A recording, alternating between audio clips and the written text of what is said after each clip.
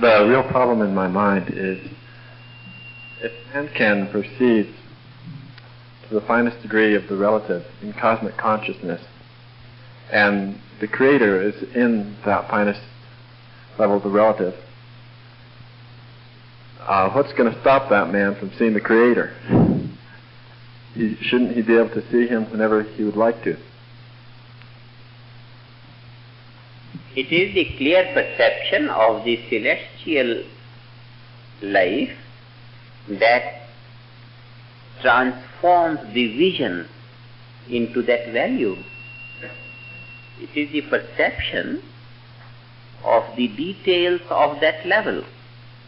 And perception of the details of that level means whatever is the quality of life in that region.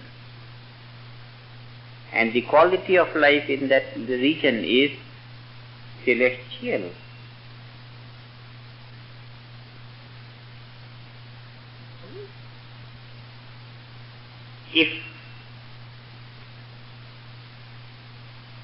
If we don't want to use the word God and celestial, even then we can explain that state of consciousness just by saying that the finest level of relative existence is most precious, most glorious, most fascinating, and therefore the vision in the world becomes most fascinating as the vision through a golden glass instead of a vision through the green glass. We don't have to go into God consciousness and celestial, which may take the modern physicists to some imaginary levels of mystical experience. Because when we say celestial, the physicists or the scientists say, oh, this is that old story of angels and gods and all that. This is unintelligent in the world of today, because we can't connect it with this. And then we avoid these words and say, yes, gross state of creation, subtle state of creation, subtlest, is finest relative creation.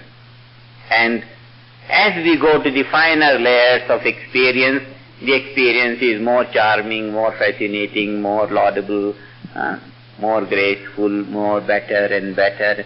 Best type of experience, most fascinating, most charming in the finest level of creation. And then, having earned that capacity of finest vision in the relative, when we come out into the gross, we enjoy the gross creation in that, with that finest ability of perception. That finest ability of perception is like viewing things through golden glass. We put on a golden glass and we have improved our ability of perception. Like that, when we have perceived that finest relative creation, finest relative field of life, then as if we have put on the golden glass. With that golden glass, when we see the world,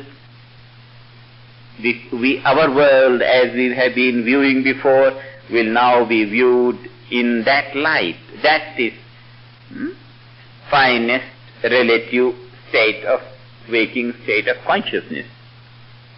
Like that, completely avoiding the word celestial and God, we can explain the most fascinating level of consciousness in the waking state.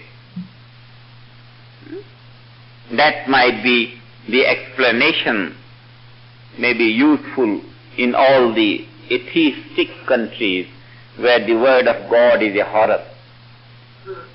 and God consciousness means you are out of that country.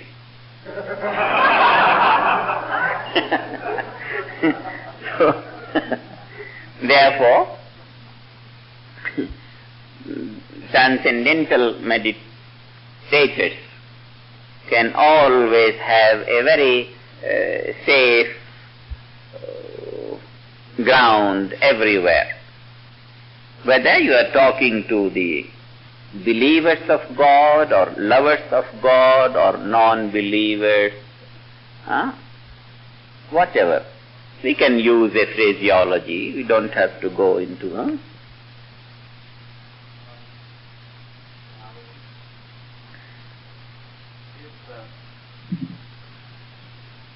If a man attains God consciousness and supreme knowledge in this life, frame the sentence that when all men will gain God consciousness, not if a man gains, but when all men will gain God consciousness. Soon, within a few years, then what is going to happen? Then after we have attained God consciousness and the supreme knowledge, the span of our life is limited. So the enjoyment which we experience in that state is limited to the lifespan of this machinery of experience. And it is difficult to imagine that when the machinery ceases, that the enjoyment which is based on the functioning of this machinery should continue, because in the absolute there is no relative. Now, right. It might be even more charming to someone to aim at, instead of experiencing the world of man on the celestial level, to go to the celestial level and live there 1,000,000 years in the company of God.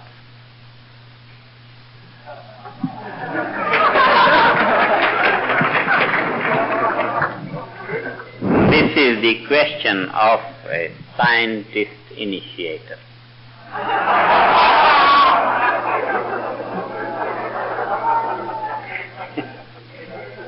This is the value of this age. We are not satisfied by some time enjoyment of God consciousness. What we want is, if possible, all time enjoyment of God consciousness. This leads me to clarify one more point, and it's very beautiful. It's very beautiful. Now what happens is, the transformation from God consciousness to cosmic consciousness. We have just now discussed that the God consciousness is this experience of the celestial along with the experience of the pure consciousness, celestial and pure. Living God consciousness for some time, as we have already discussed, the borderline of the two becomes clearer. I said, the mechanics of nature, which are responsible for the difference between the absolute and the celestial, become clear. With that clarity of nature between the two, what dawns to our mind? This long-lived celestial is nothing but this eternal absolute. This is unity. That experiencing these two levels for some time, when these two levels become a living reality in God consciousness, and we have been living them for some time, then it becomes clear that this level and this level, they are not two different levels. In reality, open to that fine perception, this is this. What has happened? It has become clear that the longevity of celestial is nothing but the eternity of the Absolute. That means, what has become clear? How the eternity is found in the state of longevity, and how longevity is nothing but eternity. One is nothing but the other. This reveals to the intellect the mechanics of nature which are responsible to transform longevity into eternity.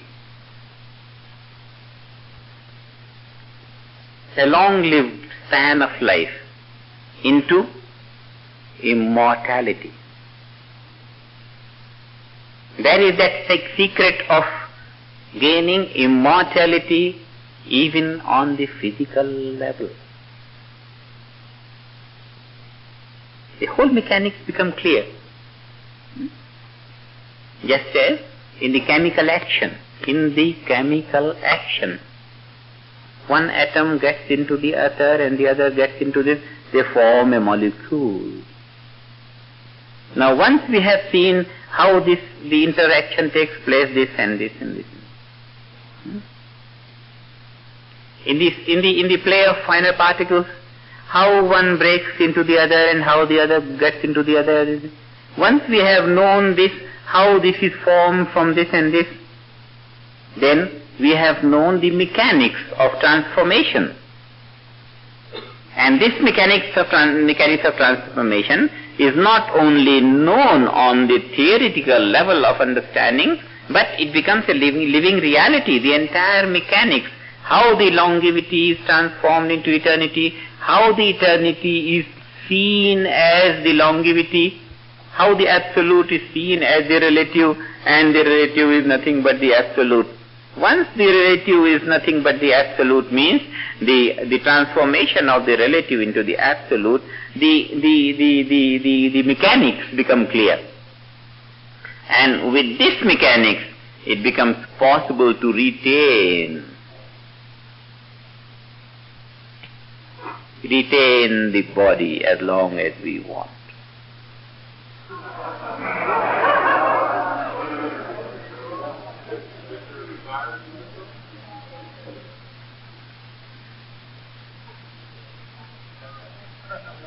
Desire or no desire is a different phase of consideration. But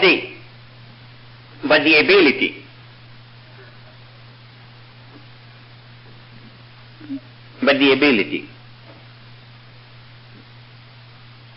When we know how the sap is transformed into the petal, and when this becomes a living reality,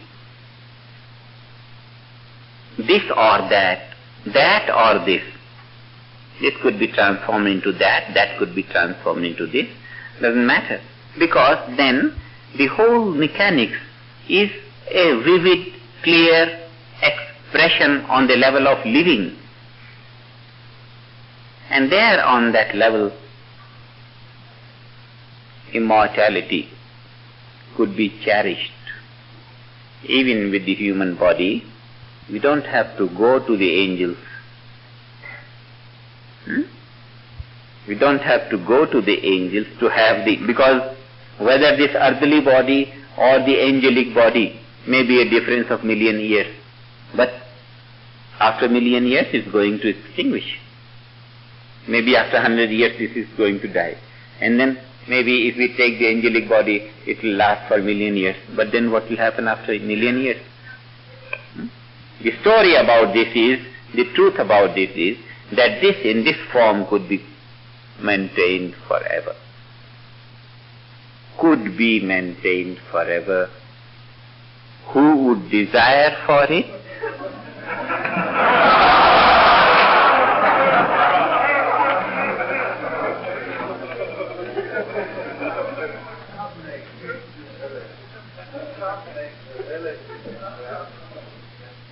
I mean, it's the other way around. I mean, you can't make something which is relative will remain relative, even though you know the mechanics whereby the absolute is means transformed. Eternal means until the time of creation, you know?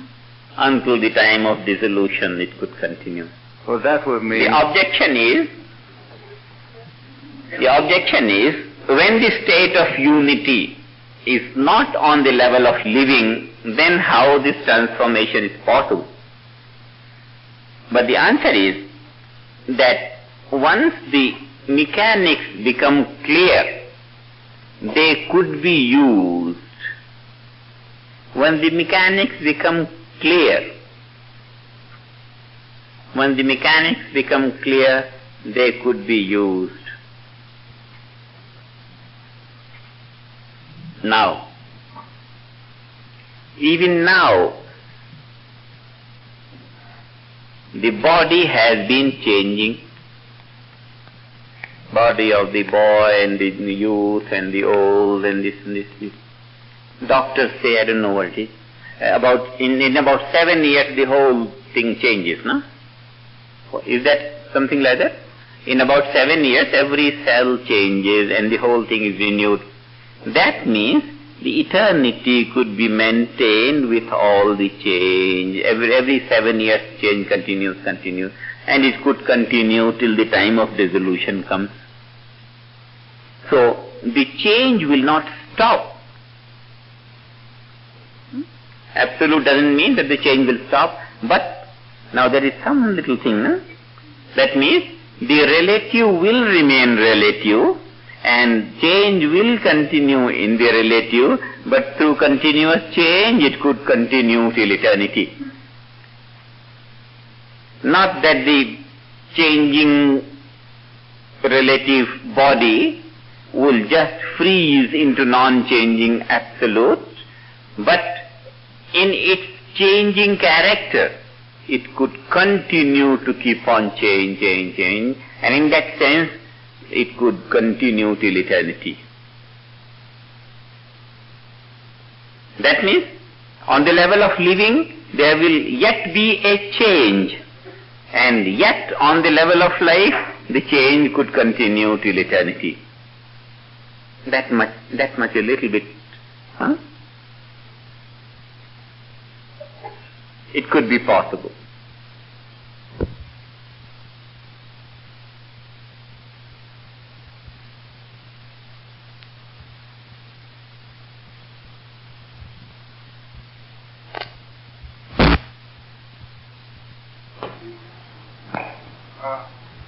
Can a God-conscious person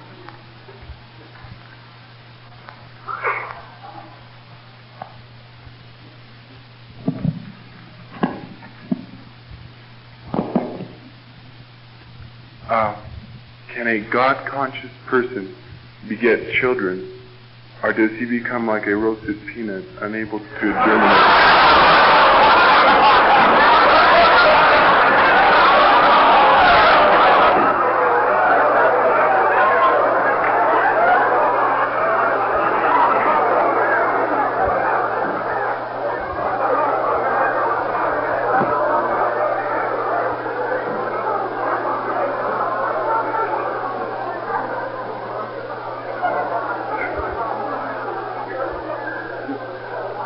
What is that?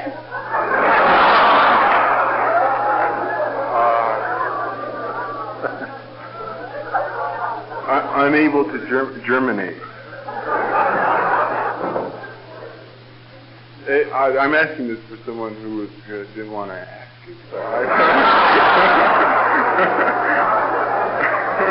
Is it in German or what? No.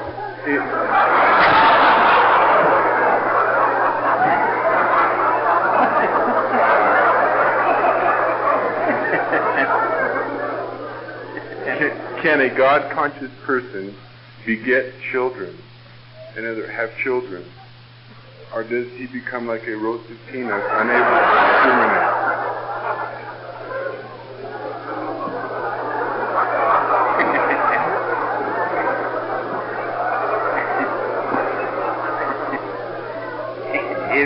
Is that all the question?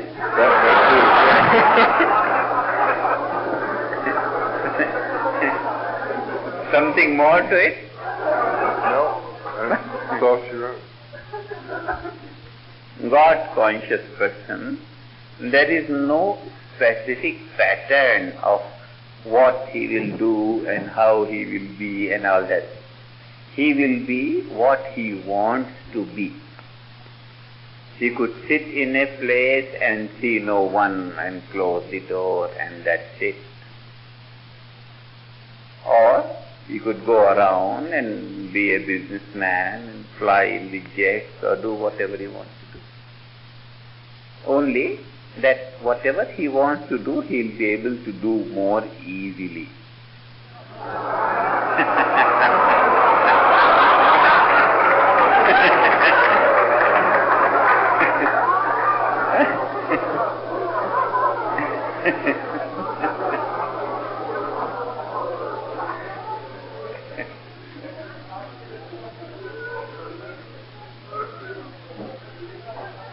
What is it?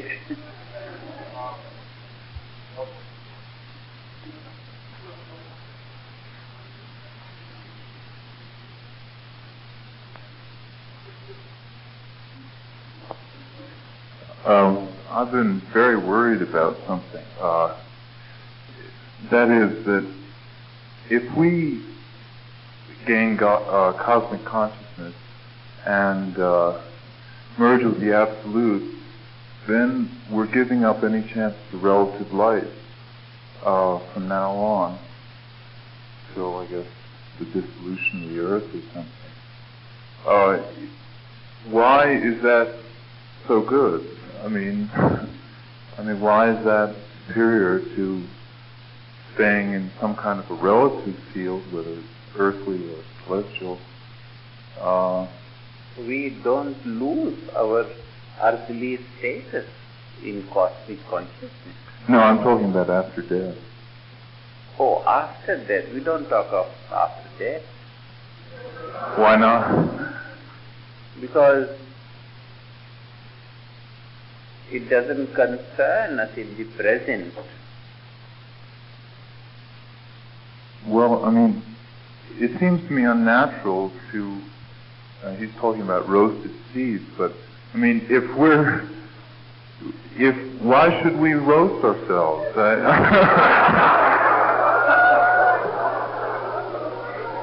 Isn't that unnatural in some way? Trees don't do it.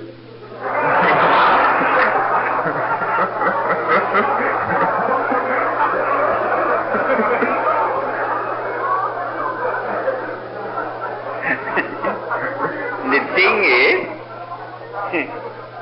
we don't roast ourselves. What we roast is the possibility of suffering.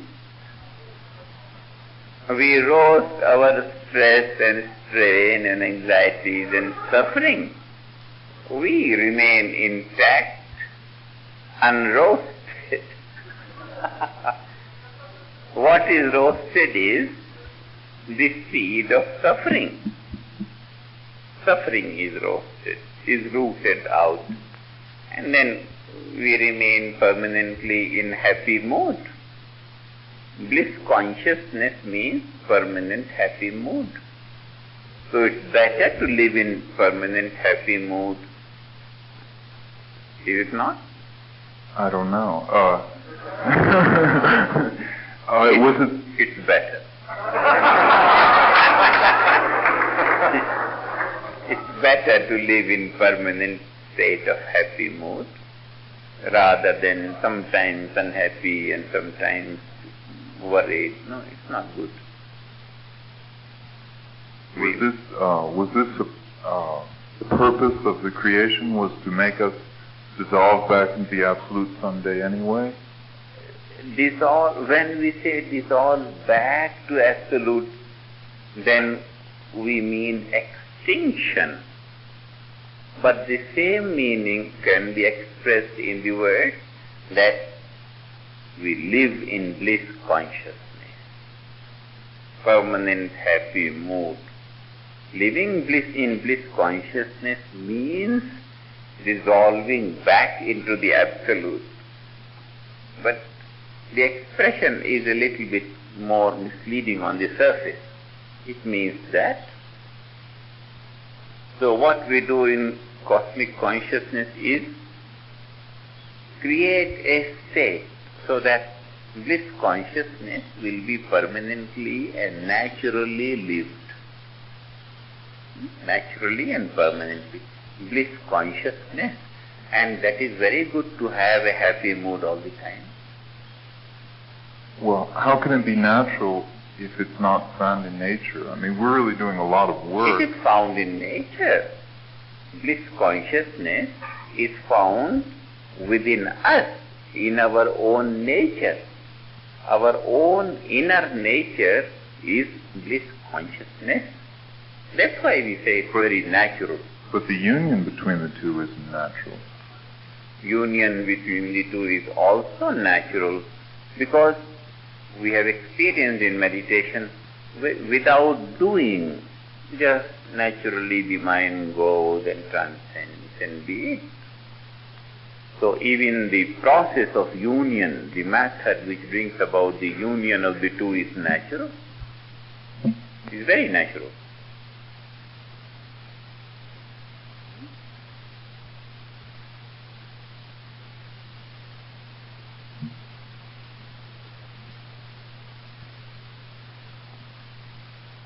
I'm concerned about the connection between desire and anger, and also the necessity for desire to produce anger when one is not in cosmic consciousness.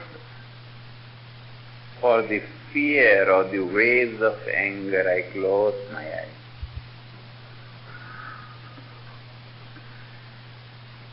One question has to do with why doesn't the flow of desire in the mantra encounter another flow which would collide with it and produce anger? And on the other hand, why don't we just naturally compute our flows of desires and other things so that there are never any collisions in the first place? We could close our eyes and meditate. We'll take these questions tomorrow, otherwise you will be late for your... We'll meditate for a few minutes before going.